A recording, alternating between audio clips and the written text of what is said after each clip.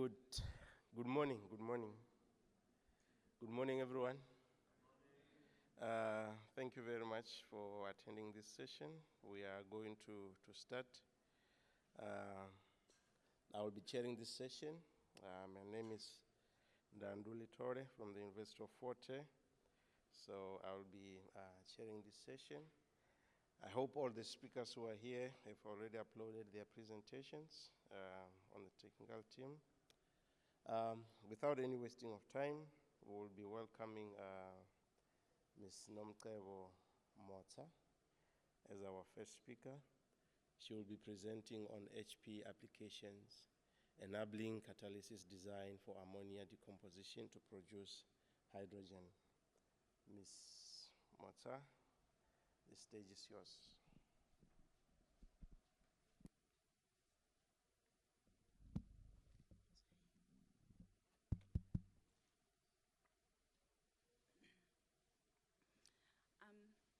Good morning, everyone. Sorry, I'm thinking a bit far. Yes, thank you, sir. Good morning, everyone. When Verna asked me to come and talk about why we use so much computational time, I said to myself, well, we are working.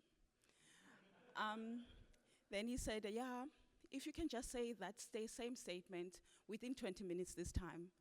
I'm like, oh, now I have to be creative.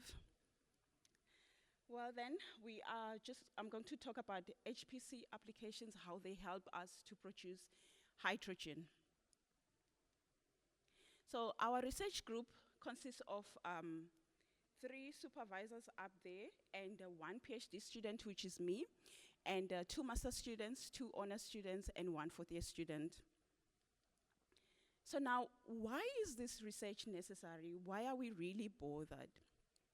Well, that's because of an increase in fossil fuel energy consumption, which causes 2 enemies, climate change and global warming. Now, South Africa's agenda is to reach net zero emission or low carbon target by 2050. Also, the African Union's agenda 2063 it also demands clean energy production. We also have the United Nations energy goals, which include energy security and also climate change mitigation. So now, industrialized economies are expected to meet this goal by at least 2030. So this global need has fueled the search of alternative energy sources. And we have identified hydrogen as the clean energy source. So why do we think that hydrogen is better? It is because it offers carbon-free nature. So it makes it an ideal energy transition, an ideal global energy transition from fossil fuels towards greener energy systems. The advantage of hydrogen also is that it is clean, it is sustainable, and it's a benign energy vector and a technically feasible energy carrier. It finds its utility as a fuel, for instance in hydrogen vehicles, and as a means of energy storage like feedstock, and for power or electricity generations in fuel cells. So now, if that's the case, if hydrogen is that good, why then has the hydrogen economy implementation been so slow? Well, it's because of the lack of an economically viable method for transporting and storing hydrogen. Hydrogen storage and transportation is not safe. Like a woman, hydrogen is volatile, potentially explosive, and flammable at room temperature. The other issue is that conventional physical hydrogen storage approaches, they require severe operating conditions. For instance, if you look at liquefied hydrogen, you need cryogenic temperatures less than 252 degrees. Compressed hydrogen, the pressures are about 300 to 700 bars, and then it just needs a ridiculously large tank to store. The other issue is that hydrogen itself has a low volumetric energy density, which poses an additional challenge to its storage. So now, what do we do then? What's the solution? So it is imperative for us to find alternative hydrogen carriers that can be easily transported from point A to B and then cracked on site to produce that hydrogen.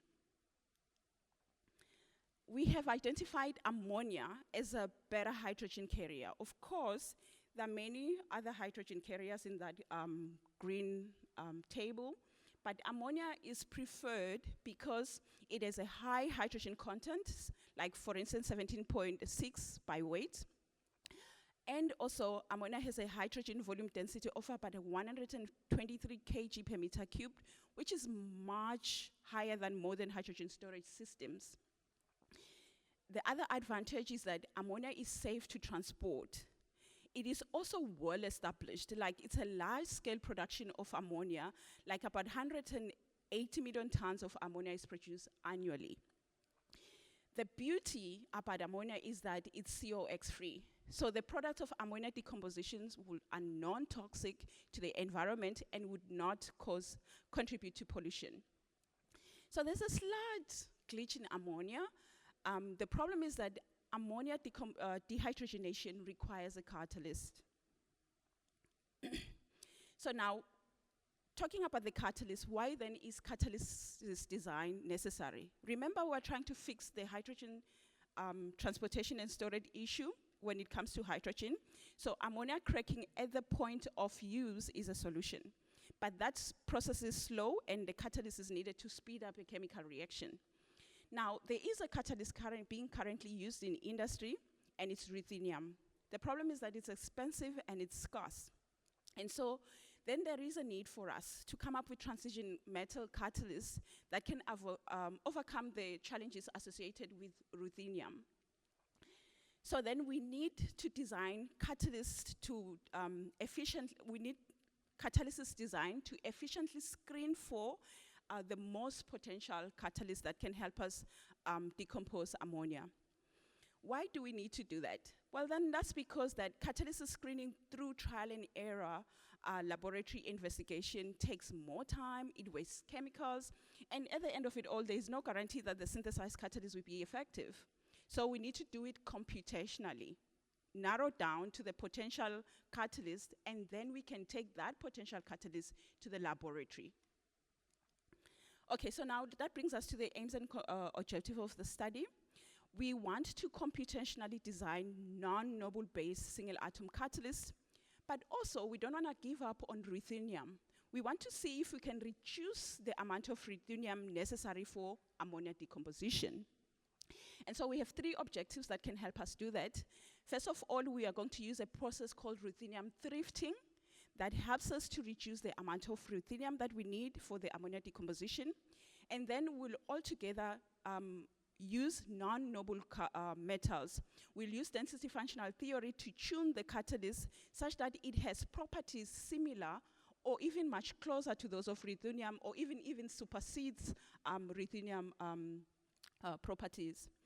Then we will develop a macrokinetic model to assess the operating conditions of the DFT predicted non-noble transition metals. So most of these things have been done. Okay, so now the question is, how does HPC license, which is Material Studio, and the HPC cluster helps us design the different catalysts? So the aim when we're designing the catalyst is to make sure that the activation energy there is reduced. So that's our catalyst identifier, if it's a good catalyst or a bad catalyst. So basically what we have done is we have accomplished surface additive, we have used surface additives, and then we're on monolayer doping, and then we're going to do alloying, vacancy, doping, and doping. So these are the approaches that we're going to use to develop other catalysts that are potential replacements to ruthenium. Okay, so just to talk about the HPC content, we are using, the code that we're using is Material Studio, I've mentioned that. The core count is 24 per calculations, and that helps us to run at 99% efficiency. The memory is an average of 14 gigs of memory, and the problem size is just approximately 50 plus calculations per catalyst type.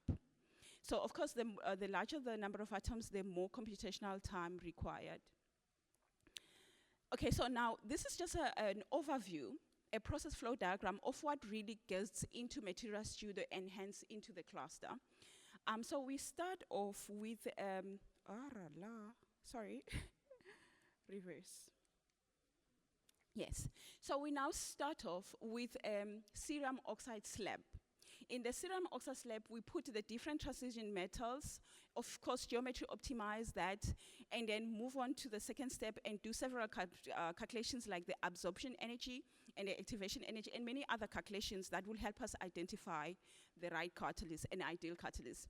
And then we also want to find properties in microkinetic modeling like the turnover frequency, rate constant, surface coverage. All those things are things that need to be done by the Material Studio software. Just to highlight a few results without getting into the technicality of the study, the rate limiting reactant in ammonia decomposition for particularly this study is the decomposition of the ammonia. So now if you look at those results there on top, remember we want to get a small activation and a lower activation energy or an activation energy comparable to ruthenium. You can already see that the other catalyst that can potentially replace ruthenium is iron and cobalt. But of course, ruthenium still is leading, but the others too can be used as substitute.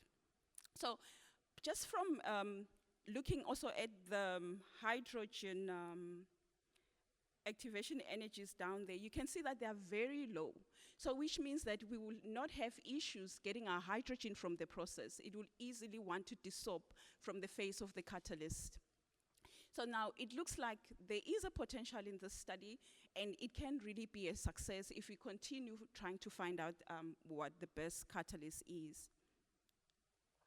So now, back to the question, why do we need significant computing resources, computing hours? First of all, catalyst screening takes time because we need to explore all the possible alternatives to get the physical catalyst, to get a feasible catalyst for ammonia decomposition. And also for each catalyst, we need to determine the atomic structure, electronic properties of the catalyst.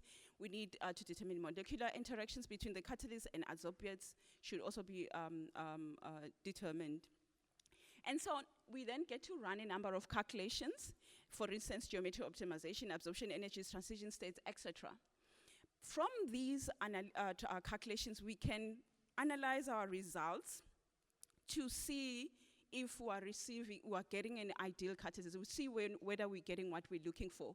So there's more to this, but we don't want to delve into the details of the research. That's why we need a lot of time.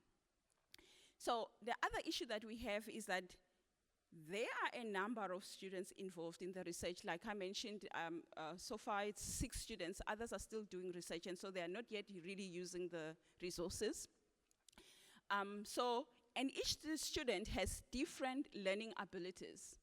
Some of them, they listen when you tell them, oh, do your tutorial first before you run the calculation on the cluster. Others, though, don't really apply. They prefer the direct approach. And that leads to calculation errors and repetition of calculations. So those are the issues that we're facing. So now, our research strictly depends on the HPC. We can't do this research without CHPC. So why? It's because now the density functional theory calculations required for catalyst screening and design are done by highly specialized software. I mentioned that we used Material Studio, and Material Studio is expensive. And also Material Studio requires high computational power, speed, and time. And so the CHPC provides this costly Material Studio license and the access to the Langau cluster free of charge for us. And we are very grateful for that. So our team really benefits in the sense that now we can just really do this research without robbing a bank or without even motivating for humongous funding. So basically, what are we saying? We're saying that without the CHP resources, there will be no theoretical design of catalysts, no screening for the best catalyst for hydrogen production.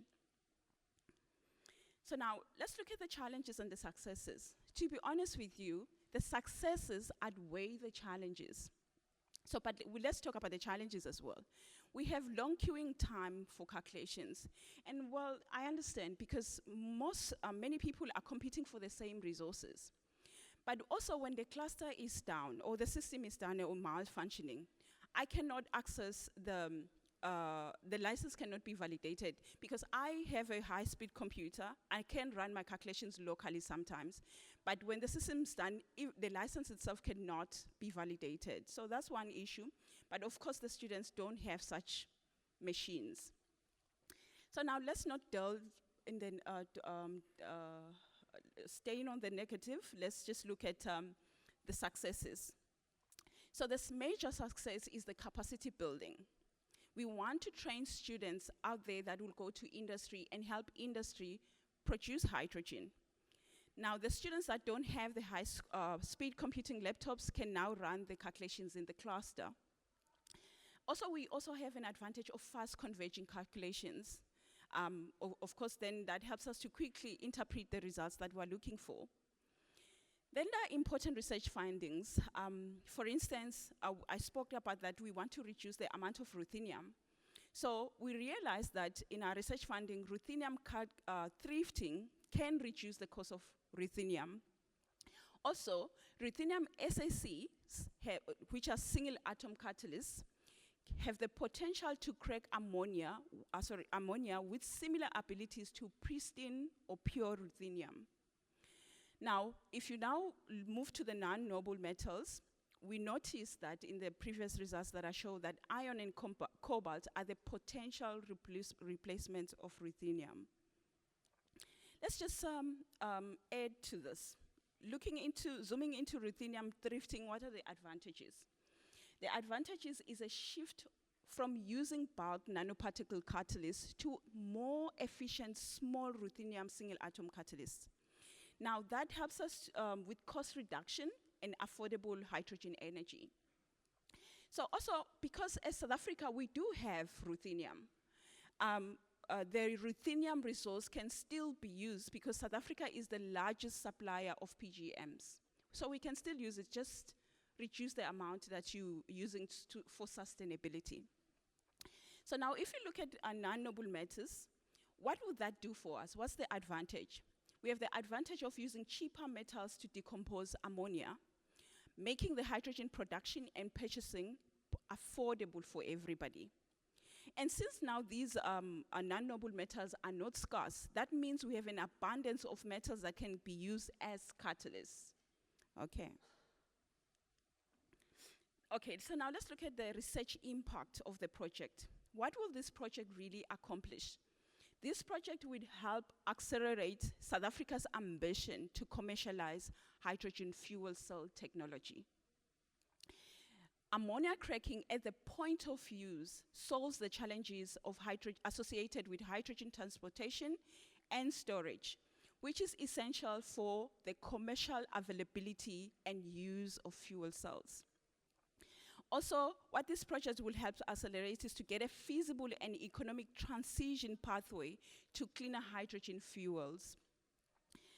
Another thing is that the clean energy production, which is South Africa's 2050 net zero emission goal, will be met. And then hence we'll have reduction in carbon emissions and also a solution to global warming. I mentioned before that there's significant capacity building, so students do benefit in this project, in this research, and there's also a production of peer-reviewed journal articles in open access available to a wider research community. So we do really need these resources. We need a large computational hours, and a lot of students will come in and go in this project, and yet they will do different facets of it. So we'd like to extend our appreciation to the Center of High Performance Computing because they've generously given us hours, and also would like also computational hours. Would also like to acknowledge the Proconics Holding Company for their financial support. Thank you very much.